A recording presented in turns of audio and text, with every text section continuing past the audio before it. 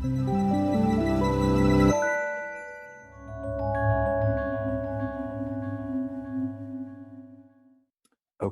I want to run through two more examples of figures that use figures that take regression results and present them visually. So we have kind of a sense of where we're going in these trainings. So this is from a paper where we looked at different types of power sharing and their effects on democratic survival, on whether countries that are currently democratic manage to still be democratic 5 years from now. What types of institutions help keep democracies democratic, right? So we have inclusive power sharing, where members of each different minority group, whether that's a religious minority group or an ethnic minority group, are proactively included in government, are guaranteed a seat at the table, right? And then there's dispersive power sharing, which you really kind of think of like federalism, where authority is dispersed across different levels of government. So you've got some power in the central government, but you also have power at a bunch of different regional, at the regional governments, which make it easier for groups that are concentrated in different regions around the country to each feel like they have control over things that are really important to them in their day-to-day lives. And then you've got constraining power sharing. And these are institutions like an independent judiciary. These are kind of your checks and balances type of stuff. They constrain the majority group in power from oppressing the groups that are out of power, right? And hopefully make that democratic contract more stable. That if you lose the election today, the group that won the election isn't going to be able to repress the heck out of you so badly you can't compete effectively in the next election. Kind of lowers the stakes of electoral loss, means that election losers are more likely to tolerate the results instead of picking up their guns. So we think that this, the theory we were putting forth in this paper is that we think constraining power sharing is really important for democratic survival. So we ran some main analysis in the paper where we said, okay, we ran some regressions, we put the regression tables in, we even plotted some nice marginal effects and things. But for someone, we're doing what we call robustness checks, where it's like, okay, we have data on 185 countries around the world. And then we sort of looked at just the subset of democracies, which is maybe about half of those. And within those, there's some that just really aren't at any risk of autocratic backsliding, right? So you might think like, look, Germany is just not going to become an autocracy in the next 10 years, right?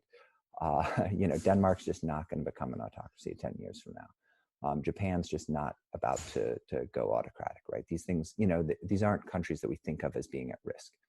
So what if our results, these patterns between institutions and democratic stability, are driven by these countries that we never really thought were at risk in the first place? So what we wanted to do is we wanted to show that it's not just that our results hold in this whole big global sample, but that this relationship between constraining power sharing and the failure of democracy or the survival of democracy, that relationship holds even in these subsets of countries that are particularly vulnerable to autocratic reversion, right? So what does it look like if you're a subset of countries that's vulnerable to autocratic reversion? We came up with 10 different ways to think about what could be that population of states. And what we wanted to do is we wanted to run the same models that were in the paper and show that that the results were consistent for constraining power sharing across these 10 different public subsets of the data. So we'd have our main model where the full population, then we have 10 other models with just different smaller samples of the population that we're running the same regression on. So we could have made a regression table with 11 columns, but really we only cared about 3 of the coefficients for the coefficient on each type of power sharing, and mostly we cared about 1 coefficient on there, the coefficient on constraining power sharing. So we just wanted to plot those coefficients and their confidence intervals. And so that's what we do in this picture, right?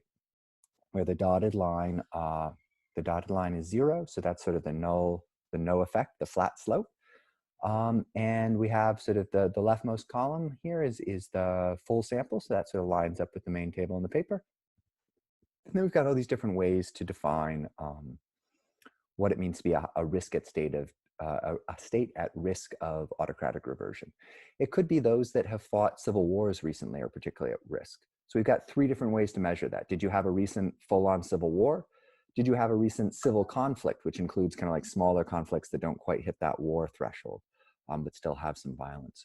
Did you recently have an ethnic civil war in particular? Maybe those are particularly likely to lead to autocratic reversion. Is your state classified as a fragile state, right? Are you a new democracy, right? Maybe new democracies are more at risk of backsliding to autocracy. Are you poor?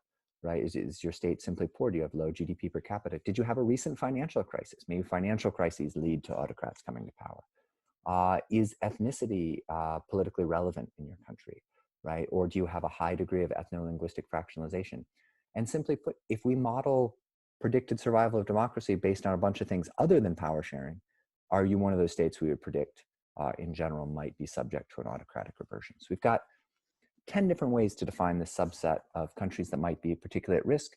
We run these regressions in all 10 of these subsets, and we see this really pretty consistent result of constraining power sharing, where constraining power sharing protects against autocratic reversion across these different subsets of vulnerable countries. And this is a way, rather than making a table of 10 different, 11 different regressions, we can just make one figure.